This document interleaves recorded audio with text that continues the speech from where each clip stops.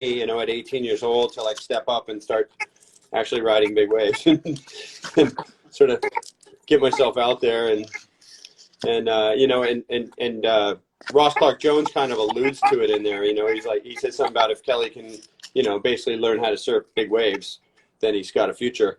But, so that was it. I honestly was really touching in on that note from Ross. Was like, at that point, to prove yourself in Hawaii, it was even gnarlier than it is now. But you had to go against guys like the Quicksilver team at that point was titans, right? Like, who were you surrounded by in Hawaii?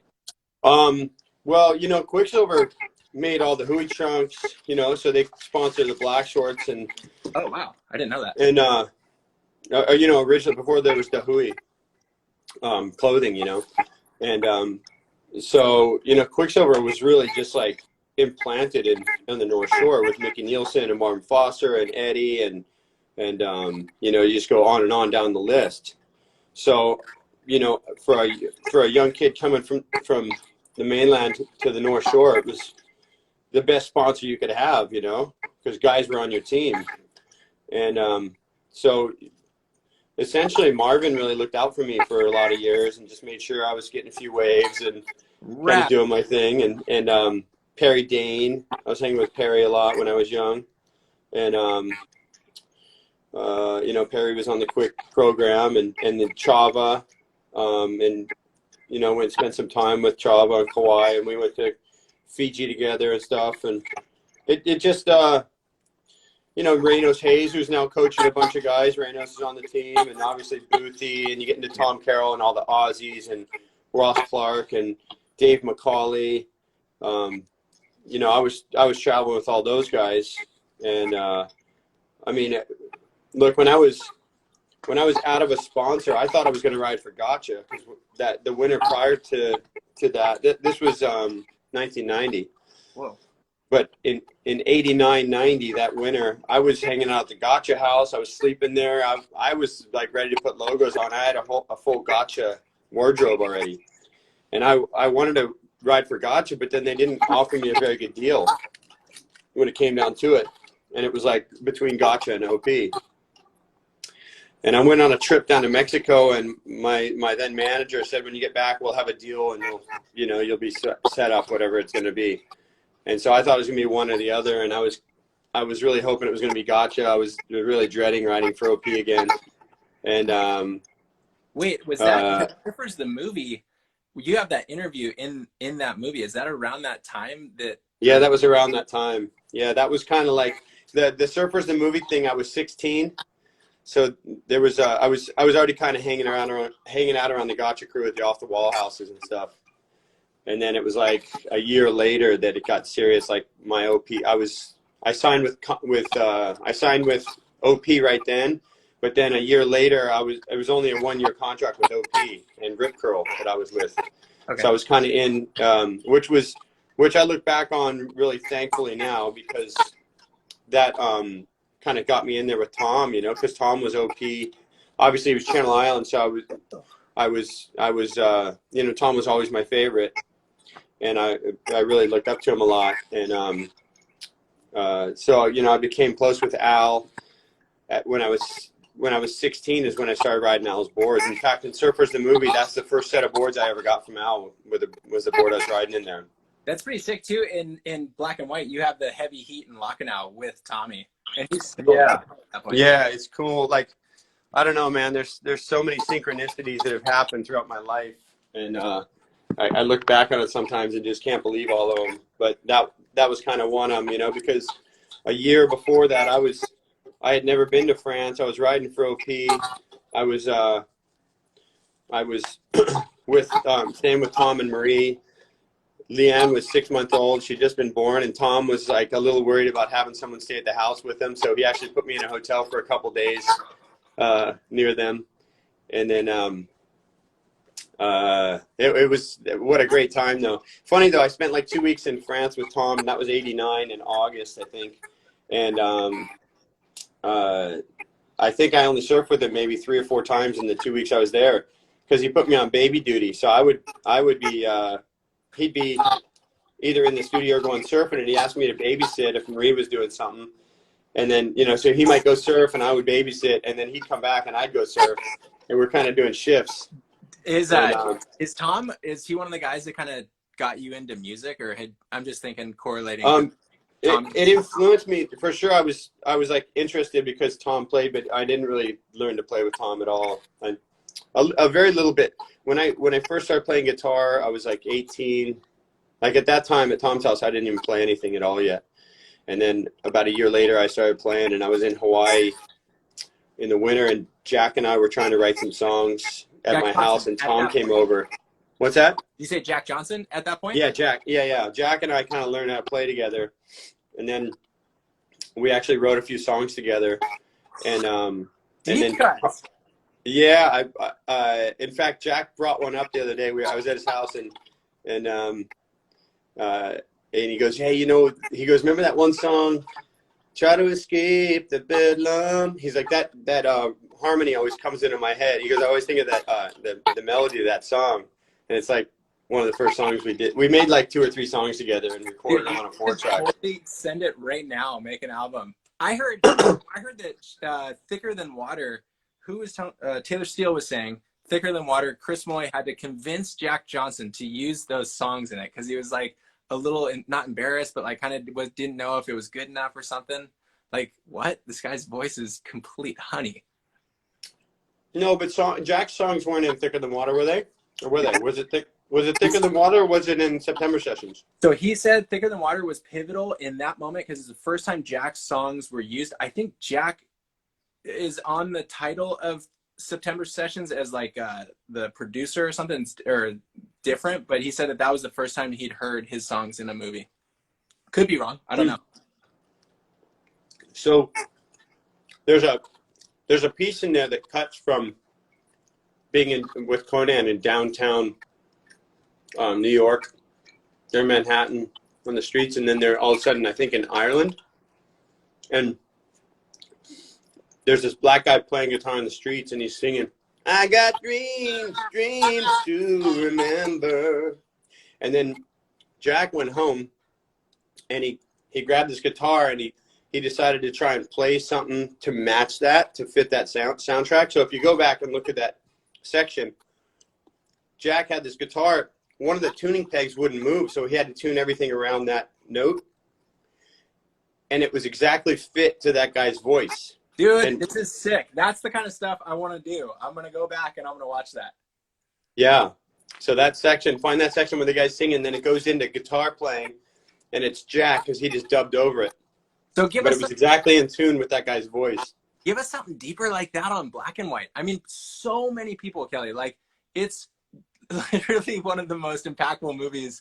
I don't know, like definitely in my collection is like. But Thicker Than Water? No, Black and White, dude. Like, Black and White. Your lower section, like the star chunks, you literally have like the most like. Is it Wooly in the background who came up with the all-time line like "This is the morning of the finals"? Wooly came up with everything. So that movie, when I talk about synchronicities, like that film. You know, it's so personal to me because, like, you're talking about there's black and white and there's color. Yep. And I was thinking about today, like, a lot of people did like color, but to me, it was like a propaganda film. Well, because the advertisement in it, right? Like that one, you're like a Cupid flying. Yeah, like I just was like embarrassed by that, but I was really with black and white. I was so excited, but I was so shy also about it. And I was even shy to have them film me, like, and ask me questions or anything. So the intro to that, where JT, he comes on with the glasses, he's like, do not copy this film. Do not share this or whatever. And dude, then get that film, give it all to your friends. I know, but I look back at that now, and I watch me talking, and all I can see is how nervous I was because I was so scared to be on camera. And then, like, my interview where I'm on Tavarua, John Freeman wanted to interview me and talk about the trip. And I used to be so embarrassed to do interviews in front of people. I made him walk halfway around the island to film me in the bushes so that no one could see us.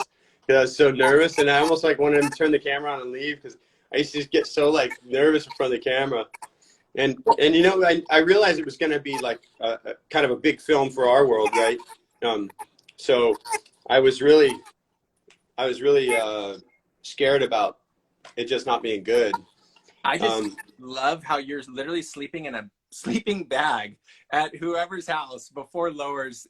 You're in trunks at lowers, which I like. That's rare as days to have the water that warm. And but what, I'm a push too. I don't like cold water, man.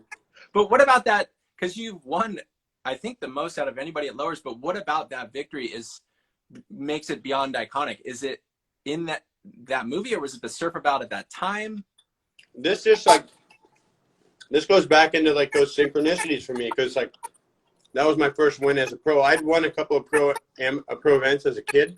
Okay. But that was my first win since I turned pro, and it was at lowers. And Tom Curran won his first contest ever at lowers. Oh, okay. Yeah, he was his first pro win, first win as a pro. So I just felt such a connection there with Tom. And then, you know, like I said, I spent the year before I was on Opie at 17 years old, staying at Tom's house. He's showing me the ropes. The next year I'm surfing against him in Lacanau, and I'm a Quicksilver guy. And but that's not, so that, because you referenced it like, oh, I made some heats and then I was into the main event there at Lacanau. That was the surf about like a QS event, and then Lacanau was a CT, or were they the same?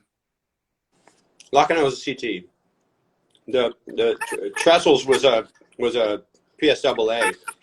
Okay. And the cool thing about the events back then was that each heat you won an extra $100. So there's always a bonus to win your heat. Skins.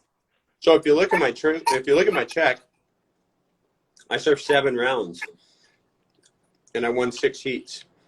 So I made $30,600, and I remember being like, honestly, like as stoked about the 600 as the 30,000. Yes, dude. So funny. Well, I mean, because it was like this notch on your belt. I'm spitting my food out here. It was like a notch on your belt. You know, when you go surf those PSAs, it was like a symbol of how many heats you won. And so it was a little bit of a pride thing, and it was just cool that they, you know, Ronnie Maestro and those guys had the foresight of Body Love when they were running PSA to think of that stuff. Like, that was really, it was just something we all got stoked on. Like, oh, I made an extra $100, you know, that's another day of food and gas. But also too, it makes it unique. Like, you would say the year you won, you're like, oh, it's 30,600, and it's like somebody's either got to do that or do better. Like, oh, I got to 30,700. That means I won, you know, whatever, however many heats. It's like a win, you know. And I think the heat I lost was a semifinal with Chris Brown. I think Chris beat me in the semis. That contest? Yeah, 4-man heats. Oh, but on the podium, I thought you lift the trophy. Or no, you get the check? No, he beat me in the semifinal. So I didn't win the semifinal. Chris did. Oh, I'm sorry. And then yeah. Okay. Yeah. And as to say, I had to go back to the 4-man heat scenario. Yeah. But Chris Brown, dude, I mean, you guys were super tight. He's right up there with you on the podium. Chris was the man. I mean, you know, for about 4 years before that, Chris and I were pretty much best friends. We traveled all together, surfed on U.S. teams together. We surfed in England. We surfed in Australia together.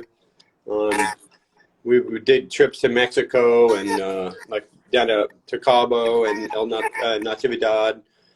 I stayed with him in the summertime. We shaped a board together. That's actually a funny story. I told that story at Chris's funeral where we decided to shape this board. We got a blank from Al. We took it to Chris's backyard, and he's like, all right, you shape that rail, and I'll shape this rail. And, you know, Florida had these rails, and California had these rails. It was a real different 50-50. I mean, that was a true asymmetrical way before these hipsters now, man. I actually wanted to ask you about boards because you have such a high surfboard IQ. And I know your brother shapes boards and you were super tight with Al, but do you remember at what point it was that you sort of like started to really understand how they move and how you can change them? Well, that probably came from Keckley. Yeah. Because Matt shaped me and Sean's boards for so long. And he was shaping with Quiet Flight. So Matt, he originally rode for a company called Ocean Avenue, which was owned by Bruce Walker, and it was a surf and skate team, and it was definitely the best team in Florida and on the East Coast, and I would argue one of the best teams current during those times for any team in the States ever. You know, obviously not matching what you know, Mayhem has done or what Al has done, but it was a real force like Ocean Avenue. But Matt wanted to shape there, and Bruce Walker wouldn't let him. So Matt, that's the story Matt told me, anyways. And so Matt left, and the guys at Quiet Flight supported him, and then Matt brought me and Sean in, and Matt actually grew up on 3rd Street in Cocoa Beach, back on the river, and that's the street that goes straight up to the beach that everyone in Cocoa Beach learned how to surf on, and it was called the Islander Hut. And we used to see Matt out there as a kid, and then we saw him in a magazine one day when we were probably like 10 years old, and we were like, oh my god, that's that guy like that surfs at our beach, Matt Kachil. Matt Kachil. Yeah.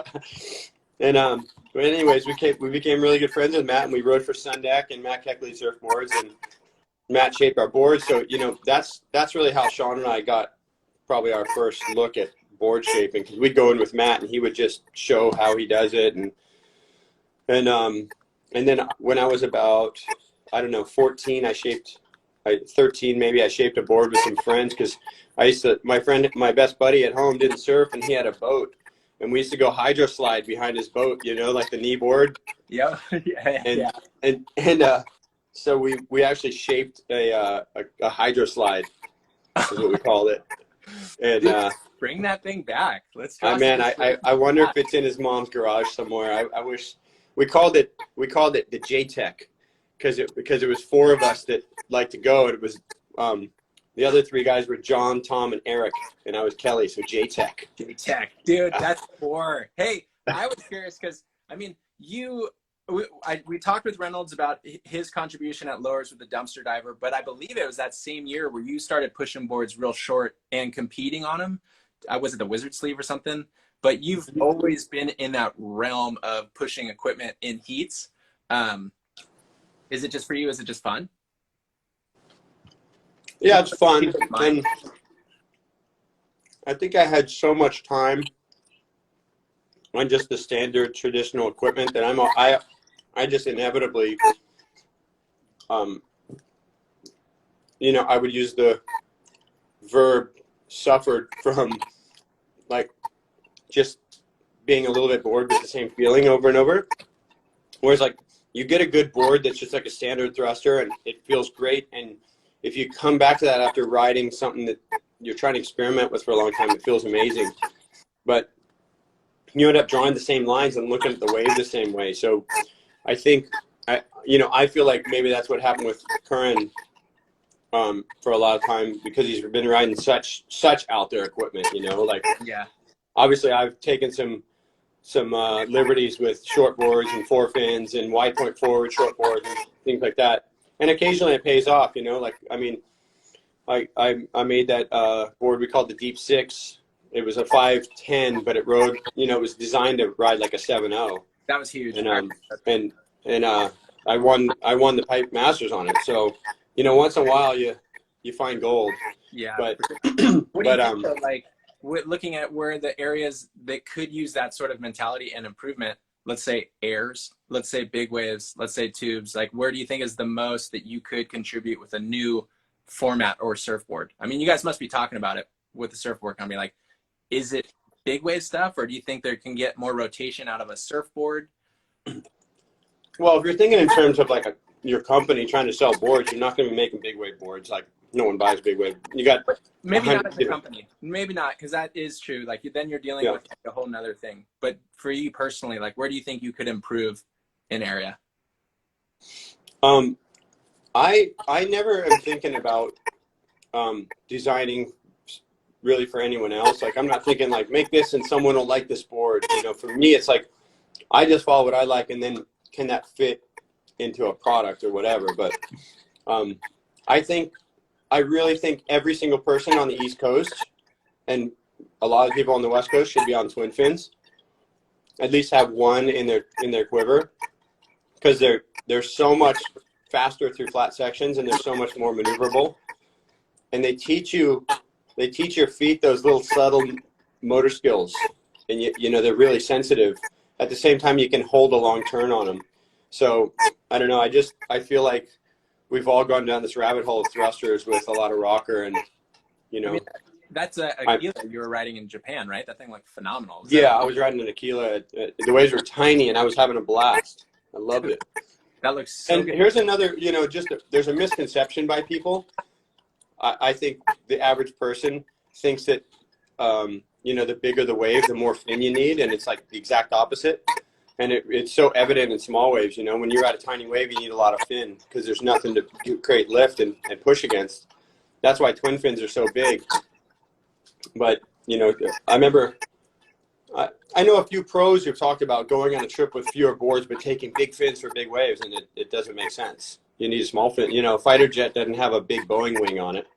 I mean, they're going way faster. Fin down on the fin thing. I feel like out of a lot of the pros, you're so open about talking and switching feet and stuff. Like your fin IQ is much higher than a lot of people. Give me a second. I'll show you a fin. I'll show you some fins I'm working with. Standing by.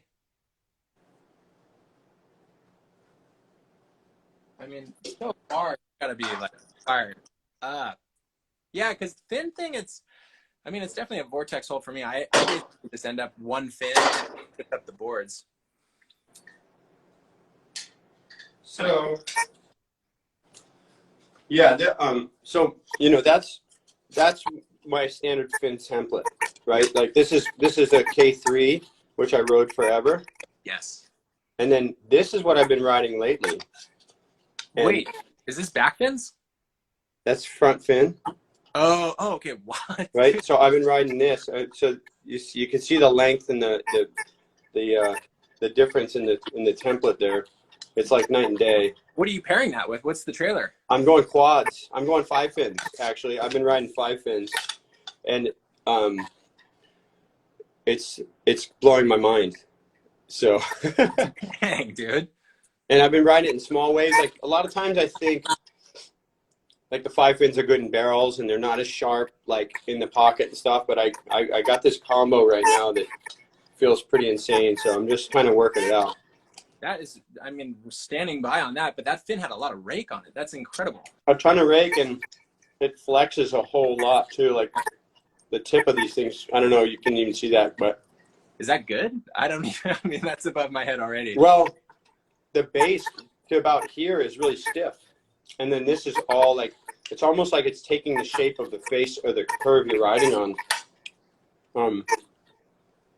But I let Steph Gilmore, I had Steph Gilmore ride one of my boards the other day with it.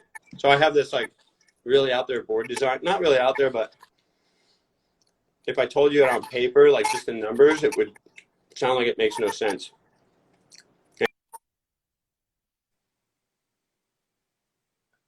Uh-oh. Don't do it. Come on back. We're here for you.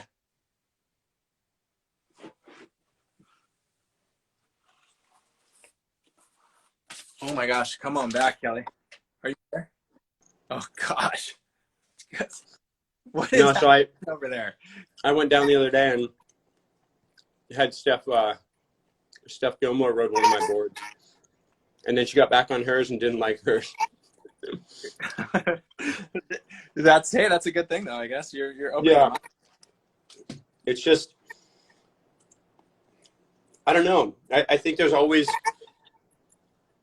if everyone was experimenting based on the feel they want to have, an understanding of board design and how to get that and where you want to go on a wave, and like, is your mind limited by what you already know about riding a wave, or is it open to the idea that you can ride in different places in the pocket, blah blah. So and if you understand some design, you can work around those things. But like, I'm on a board right now where the fins are at least an inch further forward than they normally are.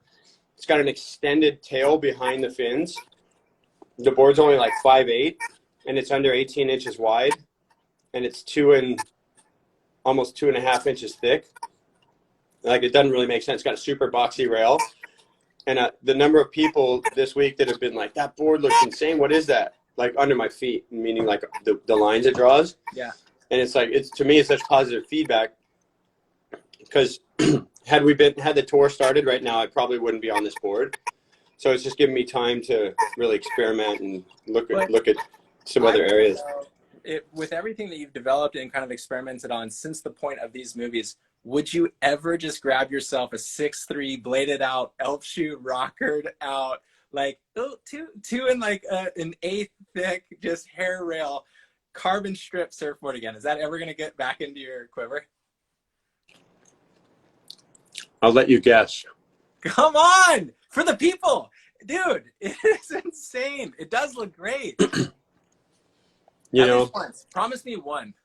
There's certain people you break up with, you just never go back there. Certain surfboards. Well, hey, at least you gave us these great movies. Which I want them in my quiver, like just to be at my house. I don't really, and you know what? I mean, I'd be interested to ride them again one day. But Al and I we were trying to create a certain thing. We were trying to figure out how to ride tighter in the pocket and be more maneuverable. And strangely enough, like the narrowness didn't make sense in one sense. So the narrowness, it's really hard to get that board up and going on a small wave. But to counter that, the rocker was pretty flat between the feet. But then to become more maneuverable, we had a lot of tail kick.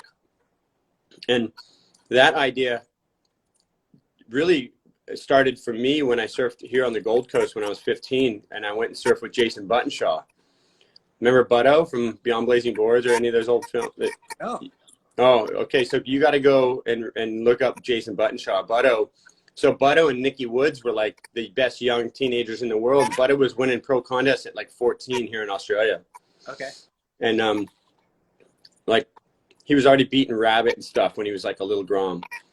Really interesting. But he had these boards with these crazy tail rockers, and that was kind of what spurred on the idea for me and talking to Al.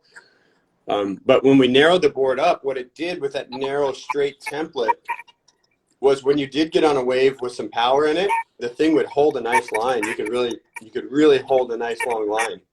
I mean, you can tell definitely with the right wave, it was great. But you know, the narrowest sort of most effed up dimensions I ever got was a board that was 6'1", 17 1/8, 2 inches thick. And I took that thing up to high tide steamer lane and wanted to kill myself. I bet you could cross country ski on that thing. Like just throw it on your foot. Actually, barefoot skiers couldn't get up and plane on that thing. No, but I took it up to Santa Cruz and surfed this contest in '94. And I remember how bad the board felt and how slow I felt on the waves. Granted, like steamer lane is not the best wave on its best day. But at high tide, small, backwashy, mushy steamers that's like 3 foot, it's like you're going backwards. It has a lot of personality. You could say that. You could ride a wide twin fin and have trouble out there, and I was on this thing. It has a lot of personality. I have a question. You gonna sell that? I'm curious because I have always looked up to you guys and I've always watched the videos, and I asked Mick, I was like, dude, like how hard were you working on creating these videos? He's like, fuck, Mike, like I was surfing comps and these things were just coming out. It wasn't putting any effort into it. But for you, do you feel like, let's just say color, we also have clean slate, letting go. There's so many videos that you've given to the culture side that obviously allow us to connect in on your contest side. But do you feel like you've given effort to that side, or is it just a byproduct of being in a world champion run or world title? Sorry, I missed a part of that. Given effort to what? To what specifically? Do you feel like looking back, you have put efforts specifically into creating these videos, or are they a byproduct of just going for a walk? Well, no. I mean, for us, it was kind of, hold on, I'm just going to move so I can sit down and relax a little bit. The videos to me they were like I guess there was some, slightly competitive aspect to it, but it was like, look, if all your friends are going to be in this film, if all the contemporaries, all the best guys or whatever, you want to put in your best effort, especially with the Taylor films, because we're all good friends with Taylor. My film, Black and White, that was the first time I was really exposed to doing something like that. And it was it was nerve-wracking for me because I was always just trying to get the best footage I could. You know, I went back through like hundreds of hours of footage at my home break that we had shot from when we were little kids, and I think they used about 45 seconds of it. And I spent like weeks looking through all that stuff, and I time coded all this stuff for Wooly and sent it all to him, and like in a huge box of like, you know, 50 VHS tapes, and literally they used like less than 1 minute of footage from it. I didn't know that Richard Wolcott was, I mean, I just didn't know he was there at Quicksilver. He helped with this movie before he had even started him and Troy Eckert's journey into everything that Volcom created video-wise. Yeah, so that's kind of what I wanted to get into with this was there's a lot of history in black and white that a lot of people don't know that know the film. You know, specifically with the music is a big thing. So Mother Love Bone, Wooly loved them. He really got into the grunge scene, was starting to become friends with a bunch of those bands up in Seattle and that kind of thing. And he's like, this is the next band. And anyways, he got the rights for Mother Love Bone. He also worked with Dennis Dragon from Surfer Punks fame. If you have any of the old Surfer Punks, Surf Punks band back in the day, the guys from Malibu Zone. Oh yeah, My Beach. Yeah, My Beach, My Waves, My Chicks. Which was also one of my favorite albums as a little kid. It was funny. My parents had no problem with me listening to that and AC/DC as a little 8-year-old, you know. The cover of Surf Punk's album is just genius. So sick. So Wooly picked out that music, and that became the soundtrack. And then the singer died. And then Mother Love Bone became Pearl Jam when they found Eddie. Oh, my goodness. Yeah. And then, yeah, obviously, you see, you didn't know that. There's so many people who don't know that. Wow. So how you? Yeah. So then you dive into that whole history of Pearl Jam and stuff. But there was like, you know, Wooly made Black and White with John Freeman. That was before any of the Krusty Demon stuff that John did. And so it was like this whole thing like launched all of us. And wow. And then Wooly, that was the last thing he did at Quicksilver. They were touting him to be the next, you know, Danny Kwok, Bob McKnight at the company. And he went, no, I'm out of here. He made my film and he left. He retired and started Volcom secretly with Danny Kwok. And did you have that idea for the intro with you eating the cereal and asking you the questions? Did he have that idea of you eating the cereal and him? Yeah. Well, you know, as an intro, it was kind of like an afterthought, I think, in the editing process. But yeah, that was all Wooly. So I flew out, and Wooly's like, just come stay with me. Freeman's going to be with us. Just stay at my house, and we'll shoot this clip thing, and we'll, you know, this marketing thing for Quick, and we'll get it done like on this trip. He's like, but if you just stay with me, it'll be easier. We can just film and do everything like we're always together. So I flew out, stayed with him, and I slept on his floor in his room. And he lived about a block from Frog House in Newport, back there. And he put me on the floor in his room and gave me a blanket. And this is not an exaggeration when I say this. He had this cat that had diarrhea, really bad, like in the past, in the somewhat distant past, and then the cat had diarrhea in multiple places around his room. And so I had to find a place where I wasn't laying in a diarrhea patch that had dried up. Oh, yeah. He hadn't cleaned them off his floor, his carpet. So they were just like these hard tufts of carpet and poo that had dried. And so I was like, I just got to find a spot between those and not roll. That sounds like early 20s house hygiene. Like, oh, no, that's good. Like, when that dries, the smell will go away. All good. We're stylish. Yeah. No, there was no smell. It was all good. All good. Even if I hit it, I was like, yeah, whatever. You know, it's all good. He was kind of turning to dry guano, you know, like, it's all good. It just brush your shoulder off. But, so he would wake me up with the camera in my face every morning, and then we'd drive there. And that's when, you know, we got there, and there was no script or anything. That was all just Wooly. And that's why Volcom was such a great marketing idea and company, because Wooly was just like, I got control of all the ideas now. I'm just going to throw all this crazy stuff at the wall and see what sticks. And for me, like the way that I connect with that intro is so cool because it's fast paced, but it kind of gives a little bit of your personality in there too, but it's fun and you can tell it's like you're young in it, you know? Like, some of them are so random. Like, what's your favorite thing about school?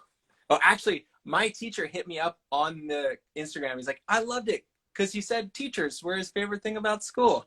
I was like, Yeah, right on. yeah, because I would say to this day I still here and there connect with some of my old teachers, you know, and I had a few that really stood out, and it was I enjoyed school. You know, I have a lot of great memories from school. I'm sure that in today's age, if there was homeschooling back then like they have now, I probably would have dropped out of school and ended up homeschooling somehow. I wanted to, but there was in Surfers the movie, I believe it was in Surfers the movie, or maybe it was around that time, there was an interview with Mike Stewart, who, you know, obviously Mike's a bodyboarder and the world's greatest body surfer, but back then in the 80s, bodyboarding was like kind of like almost right there with surfing on a lot of levels, you know. And Mike Stewart was one of the biggest stars in surfing, and he was one of the main guys in all the ads at Gacha and, you know, double page spreads. And anyways, Mike did this interview where he said, you know, high school is easy to finish. Like if you can't finish high school, there's a problem, something like that. And it just stuck in my head. I'm like, okay, I'll just finish school. I mean, it really was like that simple. Like, I'll finish school. Mike said to. The times have changed. I mean, I was curious to get your perspective for kids coming up nowadays. I mean, we're looking at you when you're real young there, and your course now in the school here that you went to school. I went to school as well. It's changing, obviously, but how do you think a kid coming up as a surfer, it's just that the way that stuff is taken now with Instagram, it's all instant. And do you get on board with that sort of a program, or do you put energy into creating profile movies? Or is there any point to it anymore? I don't know. I mean, that's a couple different questions, really. It's winded. I know. I get all excited, dude. Like, well, let's just stick to the school topic. Look, you never know what you're getting educated on. You never know how and why it's going to matter later on. But it's brain stimulation, you know. Just because it's not the specific thing you're going to learn doesn't mean that it's not useful in your life. School, I like because times are changing. I think school should change. You know, I think it seems like a part of what happened with early day schooling when it was created, public school systems in America. You know, you can argue this or that point, whether you believe what they teach you or it's good or bad, or there's more essential things you learn, etc.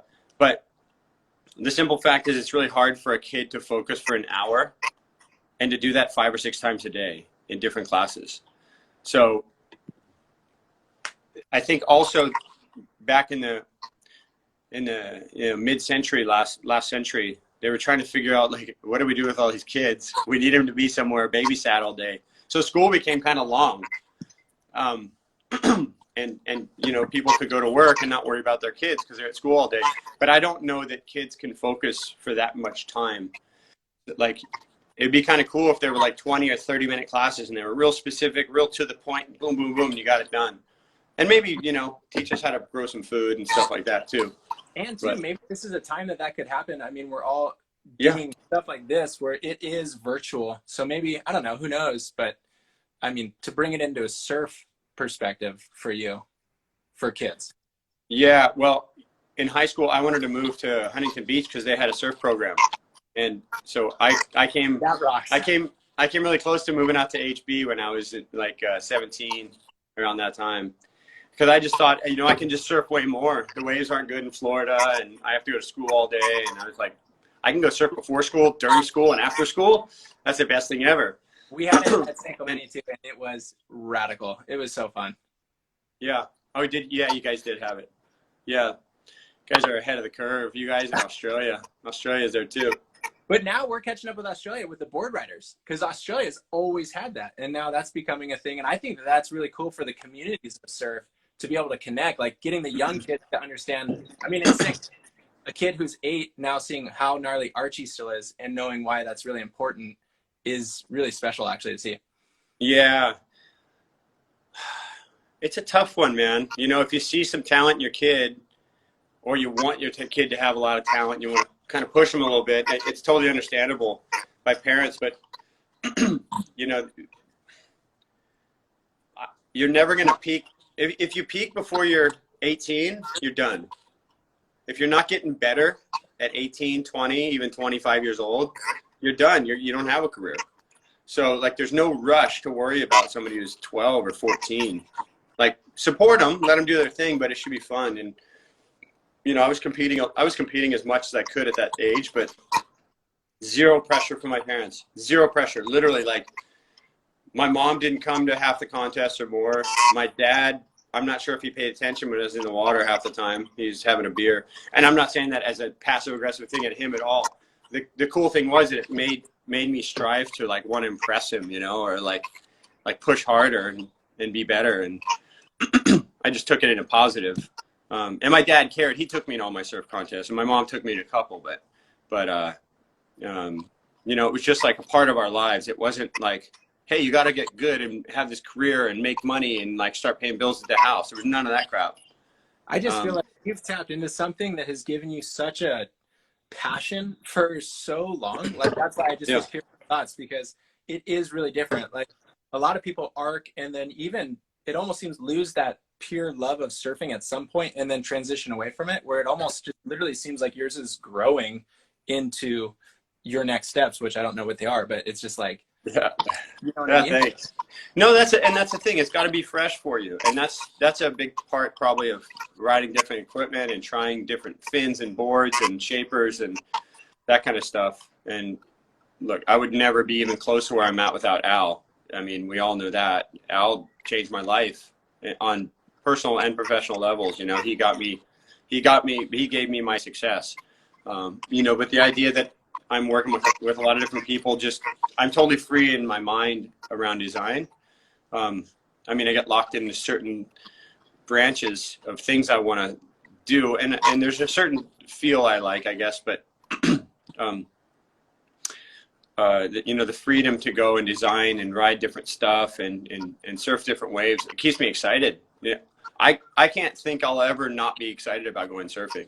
You know, I'll be like 90 tripping like, fucking kid, it lowers dropped in on me. No, dude, you're going to be like, you found the fountain of youth with wave pool. Like, you're going to keep the thing like finely tuned with equipment and everything and be like roundhousing around the grounds at 90. My goal, my ultimate surf goal is to be barreled at backdoor at 90 and just go out there and go, I just take it any wave I want. I don't care if there's a Kai board nowadays, it's going to kick my ass. I'm 90. I can do it. But you have like guys like Mike Ho and Derek Ho literally right now, like sort of trailblazing into how barreled you can get later in the game. Yeah. Derek is out there every single swell. And Mike is a lot, but Derek's literally out there every single day. I see him at pipe. Every day it's good. He's out there all day long, and you know, and to be honest, and I think it's an awesome thing. Derek is the only guy in the lineup that gets every single wave he wants, and I think it's cool because he's put his time in. He's a legend, and you know, it's so cool when I see that crowd of guys all hassling, you know, 6, 8, 10 guys yelling for a wave and like paddling over each other, and you see Derek turn around and everyone stops. I'm like, that's fucking cool. It's and so Mike cool. too. Same thing with Mike. You know, I've seen it. I just don't see Mike out there as much, but the same thing is for Mike. Probably even more so for Mike. I love it. Dude, it's rad. And I'm going to now go into this part just for you to know. Your top 5 and your backup top 5. Yeah, that's a hard one, man. How do you write down your favorite songs? How do you you just like, you know what I mean? How do you write down your favorite surf movies that influenced you as a kid? But I did love, and I talked to Taylor Steele about Seaside and Beyond. So I'm just going to go through your top 5. Surfers the movie, Seaside and Beyond, Storm Riders, Beyond Blazing Boards, Performers number 1. That was your first list. Yeah. Now, second list, to be noted, 110, 240, Surfers of Fortune, Sipping Jet Streams, Fantasy, September Sessions, and Torpedo People. Which is, see, those are more of like, that's more, I guess that would be a little bit more of like a personal list for me because those were films I was involved with mostly. But like Fantasy, like in a section of Buttons or, you know, the old Free Ride. Huh? I've never seen Fantasy. What is it? Yeah, I don't know. Somebody just gave me it the other day. I hadn't seen it in years. Just one of those old films. Is it a Greg Hugland maybe? I forget who made it. Let me see. I got those. I sent you that clip. I got these things right Yes, here. dude, pull them out. How sick is this? We asked. Yes, this is it. Show the collection right here. These are Well, so years ago, I ran into Dick Hool, and he used to make. There used to be Hool McCoy films, right? And so he gave me like, I forget how many videos, but so the other day, a buddy of mine. Do you possibly follow Ho Daddy Surf? No, but I need to. Oh, That sounds. You got to go on Ho Daddy Surf. That's my buddy Andrew. He's from like down Lenox, Byron area, and Okay. he posts all this classic old stuff. But yeah, Ho Daddy Surf. So Andrew gave me these. We play golf together. But the other day he goes, "I got some films you might like." There's Okay, Tubular Swells. Tubular Swells. Yes. Boom, Storm Riders. Oh, what? How's that cover art? Yeah, the cover is it's Jerry, Mr, Dane, Rabbit, Bugs. Their faces are all on there. If you can get a load of that. Oh my god! What about how good Dan Kealoha was at backdoor? Are you kidding? Hey, me? Dane was riding 5'10" twin fins at like maxing backdoor. And in my opinion, Dane had the best tube stance and style of anyone of all time. I remember I was down in, I was a huge fan of Dane's. And I was down in King Island one time with Derek Hind and Joe Curran and Chad Campbell, and actually Eddie Vedder came with us on that trip. And there was this one day, this east swell came, and there was these reeling like Kira-like barrels breaking right next to the shore. And I remember I got this one wave, and the way I stood, I was like in my mind, I was like a little kid again. I'm like, oh, I'm like trying to look like Dane right now, the way I was. He just But had this I way. see it on the way you sit back on your board on a foam ball on your forehand. I feel like really Dan Kealoha because he's pumping and then it hits, and he's so big that Dane would get right back. He had this crazy strong legs, but he'd kind of like cock his head a little bit and get this like way he would hold his arm. Anyways, I remember doing that on one wave, and I was like, oh, I'm trying to like be like Dane, and I paddled back out, and Derek goes, you looked a lot like Dan Kealoha right there. And I was like, holy shit, I love it. Okay, but you probably played it off like, oh, really? That's cool. Like, I wasn't even thinking about it. And it's just like inside, yeah! Then Innermost Limits, There we Reno. Got to have that. This one, I don't really know. I'm going to have to dig into this one. High on a Cool Wave. What? Is that the origination of a high line? I don't know. And then the Fantastic Plastic Machine. And that one I don't know either. Yeah, so I got to dive into that. The era is 1969, after Nat Young shocked Americans, becoming the world surfing champion in 66. America's best surfers from Windansea Club came to Australia to compete against Australia's best, settling the controversy. Which country had the best surfers and surfing supremacy? Wasn't there something weird, like McTavish and the Thruster and... Well, that dives right here. This movie features Nat Young, McTavish, Greeno, Ted Spencer, Mike Purpose, Mickey Munoz, Steve Bigler, Skip Fry, Midget Farrelly, Russell Hughes, Margot Oberg. Like that. It's pretty classic era right there. I got to watch that one. I haven't seen that one. We might have to have you host an outreach day where you somehow film your screen and just let the people see that. It's hard, though. It's hard to have... If you don't have the copies of these movies, like, how are you going to see them? I don't know, man. You bring them back? Yeah, it's in Australia they say it's rare as hen's teeth. I love that. Australians have the strangest sort of slogans that sometimes they go right over your head. Oh, Australian slang, yeah. We should like maybe cover just any of the other history on black and white just to shore that one up. Yeah, that's the thing. We bring it back before we play it. So it was just looking back now. I can't believe how much of an impact that had with people. Years ago, I was in Coolangatta in a hotel, in a condo, staying there, and there was a guy in the building next to me, and he starts going, "Oi, Kelly!" And he starts yelling at me, and he starts screaming I'm not joking, for 5 straight minutes, he quoted black and white. And I was like, how do I not have a camera right now? I just wish I could capture this, that it was that influential in someone's life, some guy I've never met. But you So must hear crazy. that it's literally like the most iconic. It's the morning of the finals. Like you must hear that The all morning the of the time. finals, like it just the things Wooly said in there, the way that it's funny because it's like it almost looks planned out or something, but it was just an innocent. Wooly goes, look, I got like 100 questions. I'm just gonna ask you all these questions, and they're kind of stupid and they're kind of funny and they're, maybe some are insightful. It's the perfect combo because you spit your cereal out when he asks you if you like typing. Yeah, Taylor Steele's on here. Taylor says black and white was quoted every day for a year with my friends. See, it's so wild. And but and we'll dive into other films like Performers, but Performers was like the original Taylor Steele movie, because it had sections on each of the different surfers. But How it was many performers were there? I'm sorry if that's off topic, but no, it's not off topic. I mean, we can go. I don't know what else there is to clear up about black and white. It was just such an exciting time for me, launching my career. It came out right as I was turning 18, right as I was about to turn 19. And then to look back and see like Freeman went into the Krusty Demons thing and all that, it was like, oh, that's so cool that like we were connected before all that happened. And then to see Wooly start Volcom and get into that whole world. And my brother, Sean, left Quicksilver to go work for Volcom. Sean was a fourth employee, worked for him for 21 years. I like too that the employees at that time, because Sean is in Stony Baloney.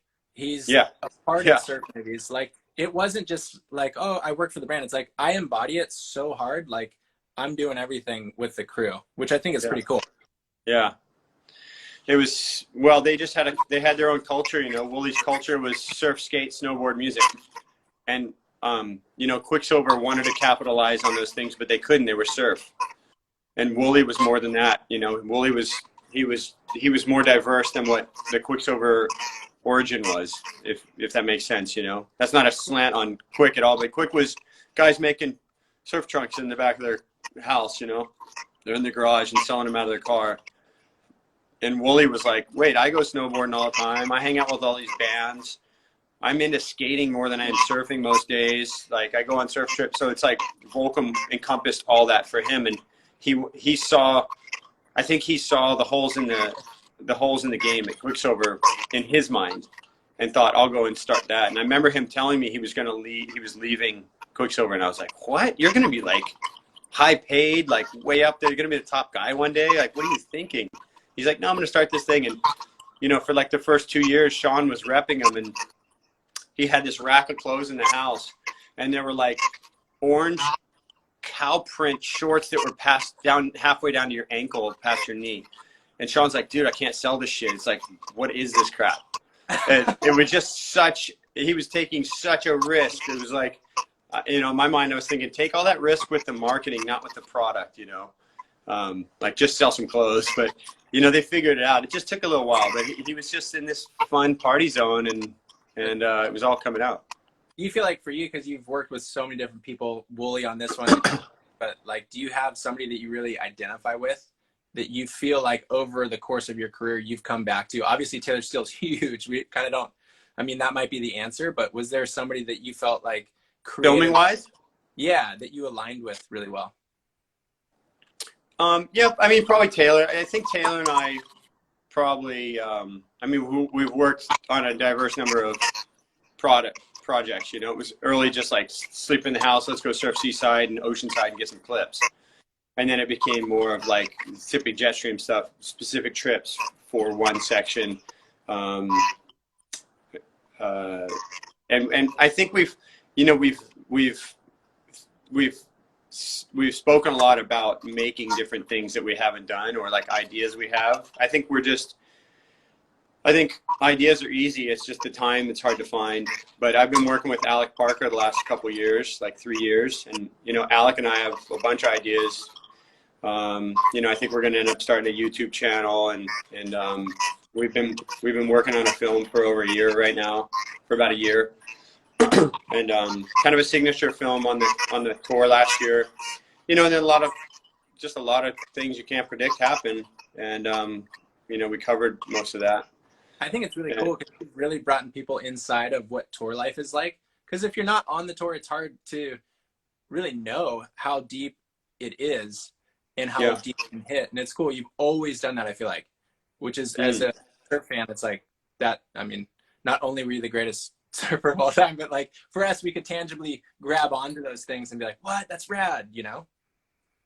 It's, you know, it's fun for me to share it because it's part of, it's some little thread to everybody's world that surfs.